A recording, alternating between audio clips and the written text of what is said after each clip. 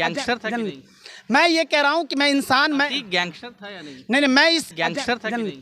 मैं ये कह रहा हूँ कि मैं इंसान, मैं गैंगस्टर था या नहीं? नहीं, मैं इस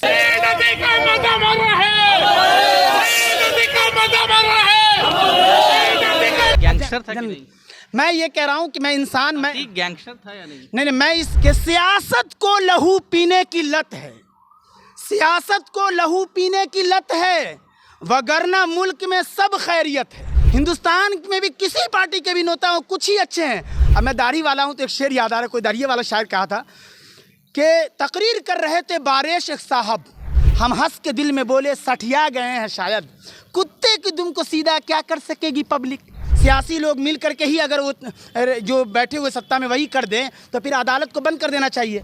देश भर में कल ईद का त्यौहार जो है वो मनाया जाएगा। इस वक्त हमारे साथ मौलाना आसिम हैं, आपने इनका वीडियो देखा होगा, खूब शायर करते हैं। और इस बार ईद को लेकर के क्या मैसेज जो है वो मोहम्मद आसिम साहब आप मुसलमानों को देंगे ईद के ताल्लुक से? यकीनन ईद की खुशी जो है, रमज़ानुल मुबारक का ये बाबरकत महीना जो समझिए कि हम मुसलमानों को पूरे रमज़ान का महीना अल्लाह रब्बुल आलमीन ने रखने के लिए कहा। बिस्मिल्लाहिर्रहमानिर्रहीम कुरान करीम की एक आयत बहुत मशहूर है, दूसरे पारे के अल्लाह फरमाता है शहर रमज़ान अल्लज़ी उन्ज़िला फ़ीहिल कुरान हुदल लिन्नास व बय्यिनातिम मिनल हुदा वल फ़ुरक़ान, कि रमज़ान ही वो महीना है जिसमें इंसानों की हिदायत, लोगों की हिदायत व रहनुमाई के लिए कुरान करीम का नुज़ूल हुआ। इस रमज़ानुल मुबारक के बारे में अल्लाह के रसूल सल्लल्लाहु अलैहि वसल्लम ने फरमाया कि ये रहमत का महीना, बरक़ात का गंजीना, रमज़ान का महीना कमोबेश 1,24,000 अम्बिया नबियों की उम्मतों को ऐसा हदिया, ऐसा तोहफ़ा नहीं मिला जो काली कमली वाले की तुफ़ैल हम उम्मतों को मिला है। कहा जाता है, अल्लाह के रसूल ने फरमाया कि अगर उम्मत को पता चल जाए कि इस महीने में कितनी बरक़ात, कितनी अनायात, कितनी रहमत की बरसात दिन रात होती है, तो ये उम्मत तमन्ना करती कि सारा साल रमज़ान बना दे ताकि हम पर तेरी रहमत बरसती रहे। और ये बाबरकत महीना जो रोज़ादार के लिए अल्लाह रब्बुल आलमीन ने जन्नत के 8 दरवाज़े हैं, कहा हदीस के अंदर आता है समानियतु फ़ी समानियतु अब बाबू युस्मर रैयान ला यदखुलुहु इल्ला साइमून, के जन्नत के 8 दरवाज़े हैं, जन्नत के 8 दरवाज़े हैं। और उनमें से स्पेशल एक दरवाज़ा अल्लाह रब्बुल आलमीन ने ख़ास ये रोज़ादारों के लिए रखा है, उससे सिर्फ रोज़ादारों ही को दाखिल किया जाएगा और उसी के दाखिले के बाद वो ये जन्नत के दरवाज़े को बंद कर दिया जाएगा, ये ख़ास। उसी तरीके से रमज़ानुल मुबारक के महीने के लिहाज से जब इंसान पूरे महीने में इखलास के साथ रोज़ा रखता है तो अल्लाह रब्बुल आलमीन ने कहा है कि रोज़ा मेरे लिए है और उसका बदला मैं ही दूँगा। और फिर रमज़ानुल जैसा मुबारक महीने में इंसान, सारे मुसलमान दिन रात रात में तरावी और रोज़े से रहते हैं, तो जन्नत में जब इंसान जो के अंदर घबराहट, बहुत सारी परेशानी होगी, तो वहाँ 2 चीज़ सिफारिश बनेगा। एक, जो रमज़ान में हर रात को तरावी में इंसान मुसलमान अपना वक्त पूरा कुरान सुनता है तो अल्लाह रब्बुल आलमीन से कुरान सिफारिश करेगा। उसी तरीके से रोज़ा जब इंसान रखा है तो अल्लाह रब्बुल आलमीन के दरमियान रोज़ा भी सिफारिश करेगा कि दिन भर मैंने इसको खाने पीने, जिमा और दुनिया की लज्जतें बीवी वगैरह से मिलने नहीं दिया, लिहाजा इनको जो है तो अल्लाह रब्बुल आलमीन रोज़ा और कुरान दोनों की सिफारिश कबूल करेगा और वो इंसान खुशी के मारे झूम उठेगा। तो यकीनन ये बाबरकत महीना जिसकी हर रात को अल्लाह रब्बुल आलमीन ऐलान करता है, इससे पहले की कोई रात के बारे में ऐसा ऐलान नहीं है, लेकिन रमज़ानुल मुबारक की हर रात में दुनिया बनाने वाला, जो सारी कायनात का बनाने वाला ऐलान करता है, ज़रा दामन फैलाओ, ज़रा सर झुकाओ, लौ लगाओ, मुझे बुलाओ। और फिर कहता है अल्लाह रब्बुल आलमीन इस महीने के अंदर, ओ ज़ालिमों, तुम इस महीने में मेरी या मेरे महबूब की नाफरमानी न कर। इस तरीके से मैसेज आप देना चाहिए। यकीनन इस महीने में ये महीने का हासिल यही है कि इस महीने की वजह से अल्लाह रब्बुल आलमीन पूरे साल रमज़ान को सजाया जाता है इसी महीने के लिहाज से। तो इंसान जब रोज़ा रखकर, आज ये रमज़ानुल मुबारक का आखिरी जुमा, अलविदाई जुमा था, और अभी शाम में चूँकि 29 के लिहाज से जब तक के चाँद ना हो जाए हम ऐलान नहीं कर सकते कि कल ही है, लेकिन उम्मीद चूँकि बाहर की खबरें आ गई है तो ज़्यादा उम्मीद है कि कल ही हो सकता है इंशाअल्लाह, या परसों भी 30 का कह लिया जाए तो ये मैसेज ये है कि इस महीने में जो हम लोग रोज़ा रखें और एहसास दिलाया गया, तो अल्लाह रब्बुल आलमीन ने कहा कि सुबह से अमीरों, सुबह से शाम तक तुम भी फाका से रहो, भूखे रहो, ताकि तुम्हें भी पता चले कि गुर्बत क्या है, मुफलिसी या लाचारी क्या है। जब तुम्हें ये पता चलेगा तो तुम अमीर गरीब के करीब हो जाओगे।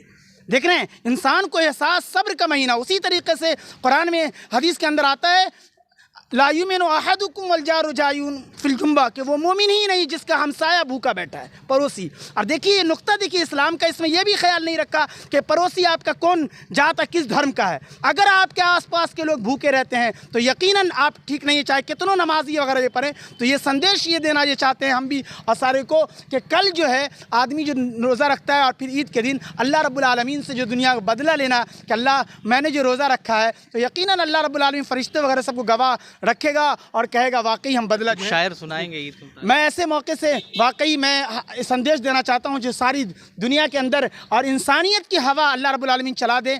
तो मेरी एक रुबाई ख़ास देना चाहता हूँ कि भलाई चाहने वाला हर एक इंसान का, भलाई चाहने वाला हर एक इंसान का जहाँ भी रहता है आली मकाम रहता है और उसी के गिर्द हुजूम आवाम रहता है, उसी के गिर्द हुजूम आवाम रहता है। मुआशरा में जो शीरी कलाम रहता है, मिठास ज़बान में हो। और फिर ईद आप कह रहे हैं तो ईद के मौके से जो पकवान वगैरह मिठास से बड़ा हुआ होता है। आस पड़ोस के हमारे जिस धर्म के भी लोग हैं, हमारा हिंदुस्तान चूँकि जमहूरी मुल्क है, हिंदू मुस्लिम सिख ईसाई का संगठन ये मुल्क है और संगम ये मुल्क कहलाता है। तो आस पड़ोस जो भी हमारे भाई हैं, तो हमारा ये संदेश जाना चाहिए कि आस पड़ोस के जो भी धर्म के लोग हैं उनको ईद में बुलाएं और अपने यहाँ मीठा उनके मुंह मीठा करें। ये बहुत अच्छी। और आखिरी इस मौके से हम बड़े शायर रहे, कवि रहे गोपाल दास नीरज जी के चंद शेर पूरे हिंदुस्तान के हिंदू मुस्लिम सिख ईसाई को दिल की तख्ती पर लिख लेना चाहिए और आपकी भी जिम्मेदारी है कि ज़रूर पहुँचाएँगे कि अब तो मज़हब कोई ऐसा भी चलाया जाए, अब तो मज़हब कोई ऐसा भी चलाया जाए जिसमें इंसान को इंसान बनाया जाए और जिसकी खुशबू से महक जाए पड़ोसी का भी घर, फूल इस किस्म का हर सिमत खिलाया जाए। और मेरे दुख दर्द का उन्होंने एक चीज़ लिखा था, लेकिन आज चल ये एक शेर और आ रहा है कि आग बहती है यहाँ गंगा में झेलम में भी, कोई बतलाए कहाँ जाके नहाया जाए। और गोपाल दास नीरज जी ने थोड़ी देर के लिए आप अपना नाम ये नीरज जी लिख लीजिए या विश्वास जी कुमार विश्वास रख लीजिए। अब ये शेर सुनिए कि मेरे दुख दर्द का तुझ पर हो असर कुछ ऐसा, मैं रहूं भूखा तो तुझसे भी न खाया जाए। और आखिरी का शेर हिंदू मुस्लिम सिख ईसाई को, ख़ास कि हिंदू मुस्लिम जो यहाँ आमतौर से इस्तेमाल होता है, उसको पिरोया था कि जिस्म दो हो के भी दिल एक हों अपने ऐसे, जिस्म दो हो के भी दिल एक हों अपने ऐसे, मेरा आंसू तेरी पलकों से उठाया जाए। तो यकीनन ये बहार हिंदुस्तान में जारी रहे और आज हमारा मुल्क सारे जहां से आज भी अच्छा है। और कभी हिंदू मुस्लिम सिख ईसाई जो एक प्लेटफॉर्म पर एक बड़ी तादाद यहाँ की है, उसमें कोई छेड़छाड़ होने को नहीं है। कासिम साहब, आज एक खबर आई सामने कि अतीक अहमद को लेकर के नारेबाजी हुई पटना में, इस चीज़ को कैसे देख रहे हैं? मुसलमान काफ़ी नाराज़ दिख रहे हैं इस चीज़। यकीनन वो जो है मैं कह रहा हूँ संसद थे और कई मरतबा उनके अशरफ भाई भी जो है विधानसभा कई मरतबे रहे और यकीनन एक बड़े छवि या बड़े नेता रहे देश के। तो पार्लियामेंट में ऐसे ही चुन के तो नहीं भेज गए। अब यकीनन चाहे जितने भी ये तस्वीर आ रही है, जितने भी नेता हैं, जितने भी पार्टियां हैं, हर एक में बहुत सारे लोग हैं। तो यकीनन हमारे मज़हब के तो थे, यकीनन अगर हमारे मज़हब वाले को हक़ हासिल है। भाई मैं कह रहा हूँ कि मैं तो ये कहता हूँ जितने लोग हैं सब के सब स्वर्ग में चले जाएँ। ईश्वर से दुआ है कि एक हवा चला दे, क्योंकि ईश्वर ने जन्नत कोई पार्टी के टेंट लगा हुआ टेंट नहीं है कि इतने लोग समाएंगे। अरे वो तो इतना बड़ा है कि यकीनन हर एक इंसान के लिए दिल तड़पे कि सब के सब को एक हवा ईश्वर चला दे। गैंगस्टर था कि नहीं? मैं ये कह रहा हूँ कि मैं इंसान मैं गैंगस्टर था या नहीं? नहीं, मैं इस सिलसिले में बिल्कुल नहीं है। आप जो है बिल्कुल मैं जब आप कह रहे हैं तो सत्ते में बैठे लोग भी के बारे में मुझे मालूम है, आपको मालूम है, और ये लोग भी ये थे। अगर है तो इंसान भी थे ना। अब बहुत सारी अच्छाई होती है, बहुत सारे गरीबों के मसीहा जो ग्राउंड रिपोर्ट पे लोग गए हैं उसको देखा है। मैं सिर्फ आज के माध्यम से ये कहना चाहता हूँ कि सियासत चाहे सत्ता दल में लोग हों या विपक्ष के लोग हों, एक शेर ज़रूरी है। और चूँकि आम इंसान को अगर आप कहेंगे सियासी लोगों को देखना नहीं चाहता है, सियासी छवि ऐसी हो गई है। एक दो शेर आप खुसूसन ले जाए कि सियासत को लहू पीने की लत है, सियासत को लहू पीने की लत है, वगरना मुल्क में सब खैरियत है। और एक दो रवाई ले जाइए, चूँकि नेता अगर होता है तो किसी को नेता है कुछ ही अच्छे हैं, हिंदुस्तान में भी किसी पार्टी के भी नेता हो कुछ ही अच्छे हैं, वरना यकीनन आज लाश और इस पर जो सियासत की जाती है, वरना कोई नेता को अच्छा समझता है। दो तीन डुबाई मेरी तरफ से ले जाइए ख़ास, वो ये कि तौबा करने को गया था कौम का लीडर कोई, तौबा करने को गया था कौम का लीडर कोई, संगबारी के लिए शैतान की जानिब गया, एक पत्थर मारने पर यह सदा उसने सुनी, तुम तो अपने आदमी थे, तुमको आखिर क्या हुआ। अब मैं दाढ़ी वाला हूँ तो एक शेर याद आ रहा है, कोई दाढ़ी वाला शायर कहा था कि तकरीर कर रहे थे बारिश एक साहब, है ख़त्म हमें करनी नेताओं की ये मैजिक, हम हंस के दिल में बोले सठिया गए हैं शायद, कुत्ते की दुम को सीधा क्या कर सकेगी पब्लिक।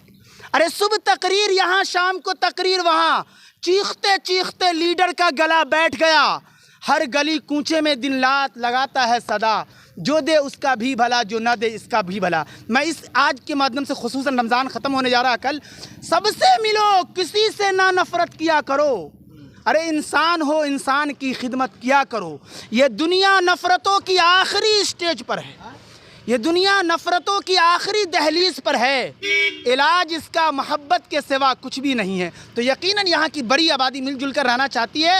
हाँ, लेकिन अगर आप पूछ रहे हैं तो उस नुक्ते पर हम सबको बोलना चाहिए कि यकीनन पुलिस कस्टडी में थे और ये सब थे, और फिर जो ये मामले हुए हैं ये ठीक नहीं है। इसलिए तेजस्वी यादव के वो जुमले कहने पड़ेंगे जो उन्होंने कहा है। और मैं भी कहता हूँ कि ये आइन का भी समझिए, उनके जनाजे के साथ साथ आइन का भी जनाजा माना जाएगा। बहरहाल ये एक स्ट्रेटजी में लेकर के अगर पुलिस और ये क्या बोलते हैं सियासी लोग मिल करके ही अगर वो जो बैठे हुए सत्ता में वही कर दें तो फिर अदालत को बंद कर देना चाहिए। ठीक, तो हमारे साथ आसिम साहब थे, उन्होंने अपना वक्तव्य जो है वो रखा है और ईद को लेकर के जो है वो उन्होंने साफ तौर पर मैसेज दिया।